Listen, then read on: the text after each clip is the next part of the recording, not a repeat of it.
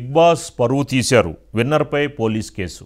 ముఖ్యంగా 105 రోజుల నుంచి చాలా సెన్సేషన్ క్రియేట్ చేస్తూ బిగ్ బాస్ 7 నడుస్తుంది. కానీ నిన్న బిగ్ బాస్ 7 విన్నర్ ఎవరో ప్రకటించారు, గెస్ట్ నాగార్జున. ఈ నేపథ్యంలో పల్లవి ప్రశాంత్ ఇతను విన్నర్గా చేశారు, అమర్దీప్ని రన్నర్గా ప్రకటించారు. ఈ నేపథ్యంలో మరి చాలా దీని చివరకు వచ్చేసరికల్లా కొద్దిగా చాలా సెన్సేషన్ అవుతుంది. చాలా లోపల ఉన్న కంటెస్టెంట్స్ మధ్య కూడా విభేదాలు రావడం, ఇది ఒక తారాస్థాయికి చేరడం. కానీ ఒక పక్కన చూసుకుంటే ముఖ్యంగా ఓటింగ్ అనేది దీంట్లో ఇంపార్టెంటు. ఈ నేపథ్యంలో పల్లవి ప్రశాంత్కి ఎక్కువ ఓట్స్ రావడం వల్ల అతన్నే విజేతగా ప్రకటించారు నాగార్జున. ఈ నేపథ్యంలో మరి ఒక మూమెంట్లో అర్జున్, శివాజీ, యావర్, అమర్ మధ్య ఎక్కువగా పోటీ నెలకొంది. కానీ తర్వాత చూసుకుంటే కనుక ఇందులో నలుగురు ఎలిమినేట్ అవ్వడం, తర్వాత అమర్ వర్సెస్ ప్రశాంత్ మధ్య పోటీ ఎక్కువగా నెలకొనడం చూసుకుంటే ఇందులో ప్రేక్షకుల ఓట్లే మెయిన్ కీలకం అయ్యాయి. ఈ నేపథ్యంలో ప్రశాంత్కి ఎక్కువ ఓటింగ్ జరిగింది, అమర్దీప్ రన్నర్గా నిలవడం జరిగింది. మరి ఎందుకని అంటే ప్రశాంత్ గెలిచాడు, తనకి 35 లక్షల cash plus car plus 15 lakhs బంగారం కూడా అతనికి ప్రైజ్ మనీగా ప్రకటించారు బిగ్ బాస్. తర్వాత ఇతను యాక్చువల్గా రైతు బిడ్డగా సిద్దిపేట జిల్లాలో ఉన్నాడు. అసలు ఫస్ట్ ఇతని మీద అసలు ఎక్కడా కూడా హోప్స్ లేవు. అలాంటి అతను ఈ రోజున ఇతను విన్నర్ అయ్యాడు అంటే దీని వెనకాల ప్రేక్షకుల ఓట్లే మెయిన్ కీలకం.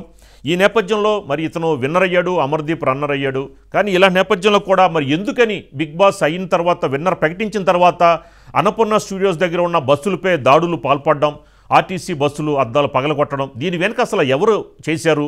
దీని వెనకాల సజ్జనార్ కూడా కేసు పెట్టడం జరిగింది. ఎవరైతే బస్సుల మీద అటాక్ చేశారో వాళ్ళ మీద కూడా.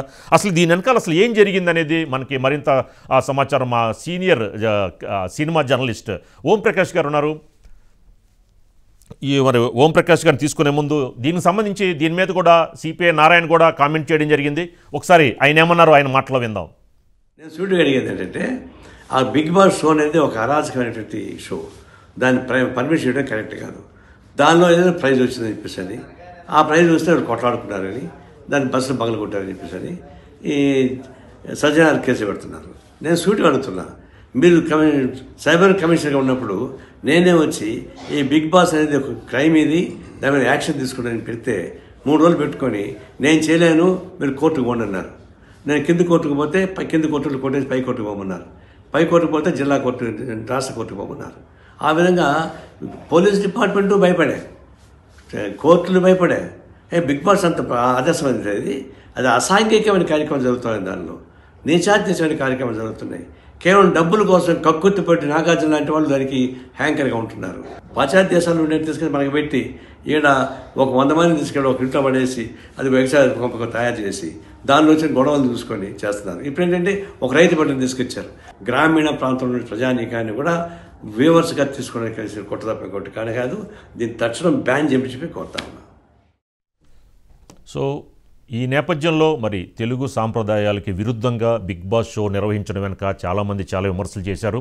అయినా సరే బిగ్ బాస్ మాత్రం ఇలాంటి, ఇప్పుడు బిగ్ బాస్ 7 ఇప్పటివరకు కూడా 6 ప్రోగ్రామ్స్ చేసింది. ఇప్పుడు 7th ప్రోగ్రామ్ ఇది క్లోజ్ అయింది. ఈ నేపథ్యంలో దీని మీద కూడా చాలా చోట్ల విమర్శలు వస్తున్నాయి. మరి దీనికి సంబంధించిన మరింత ఇన్ఫర్మేషన్ మా సినిమా సీనియర్ జర్నలిస్ట్ ఓంప్రకాష్ అందిస్తారు. ఓంప్రకాష్ గారు గుడ్ ఈవినింగ్ అండి. నమస్తే సార్. ఏంటి సార్ ఇది విన్నర్ అయినా కూడా మరి ప్రశాంత్ మీదే కేసులు పెట్టడం ఎలా చూడొచ్చు అంటారు? అసలు దీని వెనక ఎవరున్నారంటారు? అంటే యాక్చువల్గా విన్నరు, రన్నరు లేకపోతే కంటెస్టెంట్స్ అని కాదండి.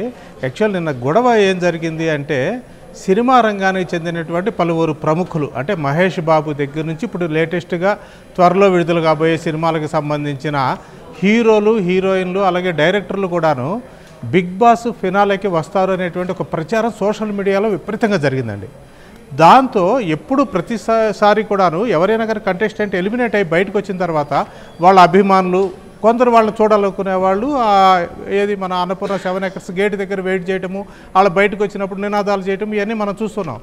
ఎప్పుడైతే నిన్న ఫినాలేకి సంబంధించినటువంటి ఎండ్ ప్రోగ్రామ్ జరిగిందో బిగ్ బాస్ 7కి సంబంధించి, ఈ స్టార్స్ వస్తారేమోననేటువంటి వాళ్ళని చూడొచ్చు అనేటువంటి ఆశతో వీళ్ళ అభిమానులే కాకుండా, అంటే ఓన్లీ కంటెస్టెంట్స్ అభిమానులు వాళ్ళ ఫాలోయర్సే కాకుండా జనరల్ పబ్లిక్ కూడా చాలామంది అక్కడికి వచ్చారు. మనకు తెలిసిన సమాచారం ఏంటంటే, ఏదైతే ఇప్పుడు మనం అనుకున్నామో ఏంటి, ప్రశాంత్ పల్లవి ప్రశాంత్ ఫ్యాన్స్ కొందరు, అలాగే అమర్దీప్ ఫ్యాన్స్ కొందరు వాళ్ళు మాట అనుకున్నారు, గొడవ పడ్డారు. ఇది వాస్తవం, ఇది కొంతవరకు జరిగింది.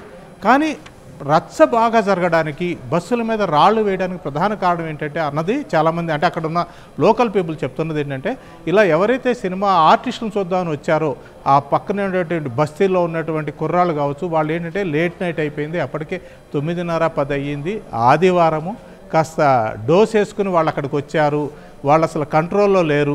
ఎప్పుడైతే ఈ నినాదాలు చేసుకుంటూ ఇద్దరు ఫ్యాన్స్ కూడాను అరుస్తున్నారో పోలీసులు లాఠీ చార్జీ చేసినప్పుడు అక్కడ లోకల్ పిల్లల మీద కూడా బాగానే దెబ్బలు తగిలినాయి. దాంతో అక్కడ ఉన్నటువంటి వాళ్ళ ఫ్రెండ్స్ కావచ్చు లేకపోతే వాళ్ళకి సంబంధించిన వ్యక్తులు కావచ్చు టకటకా వచ్చేసి బస్సుల మీద దాడి చేశారు. ఇంకా దారుణం ఏంటంటే ఈ కంటెస్టెంట్స్ ఎవరైతే ఉన్నారో అక్కడ వాళ్ళని కలవడానికి వెళ్ళిన వాళ్ళు పాత స్నేహితులు కావచ్చు, ఇప్పుడు కంటెస్టెంట్స్ అయ్యి బయటకు వస్తున్న వాళ్ళు కావచ్చు, అలాగే ఈ వీళ్ళ కంటెస్టెంట్స్ అందరూ వచ్చేసిన తర్వాత ఇంటర్వ్యూ చేస్తుంది గీతా రాయాలని ఆ అమ్మాయి కారు మీద, అమర్దీప్ కారు మీద, అలా 2-3 కంటెస్టెంట్ల కార్ల మీద కూడా దాడి చేసి అద్దాలు పాల్గొట్టారు.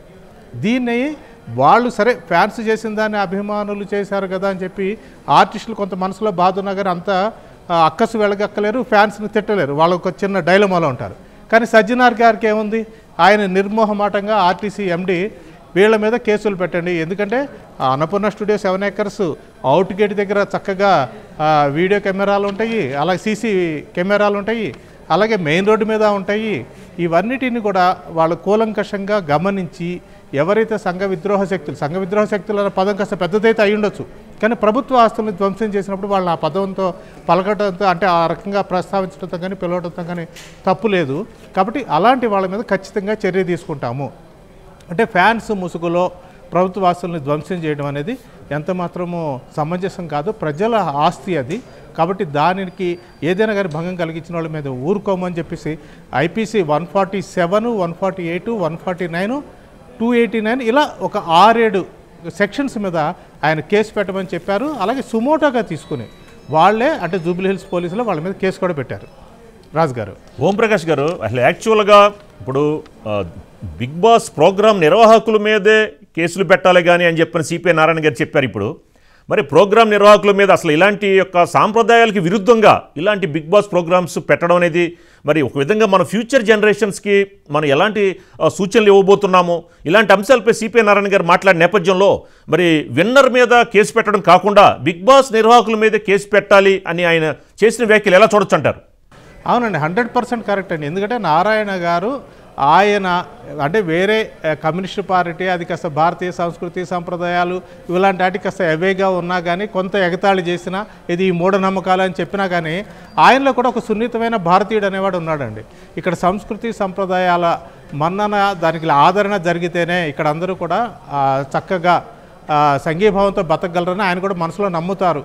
ఆయన మనం చూస్తుంటాం ఎంత కమ్యూనిస్ట్ పార్టీ అనేది దేవుడు లేడు అని చెప్పే సిద్ధాంతానికి దగ్గరగా ఉంటుందని బయట ప్రచారం ఉన్నా కానీ నారాయణ గారు మాత్రము ఆయనలో భక్తిభావాన్ని అప్పుడప్పుడు ప్రదర్శించడము, దేవాలయాలకు వెళ్ళటము చూస్తూనే ఉంటాం. కాబట్టి అలాంటి మనిషికి సహజంగా ఎక్కడైనా కానీ ఇలాంటి బిగ్ బాస్ లాంటి దాంట్లో ఇంత దారుణమైనది జరుగుతున్నప్పుడు ఖండించడం అనేది సహజం. అది ఆయనలాగానే ఆయన దగ్గర నుంచి స్ఫూర్తి తీసుకుని మిగిలిన రాజకీయ నాయకులు, సంఘ సంస్కర్తలను చెప్పుకునే వాళ్ళు, సోషల్ యాక్టివిటీస్టులు కూడాను సమర్థిస్తూ బిగ్ బాస్ని బ్యాన్ చేయాలని ఒత్తిడి తెస్తే భవిష్యత్తులో ఈ పీడ విరగడయ్యే ఆస్కారం అయితే ఉంటుంది. రాజుగారు, థ్యాంక్ యూ ఓంప్రకాష్ గారు, థ్యాంక్ యూ వెరీ మచ్.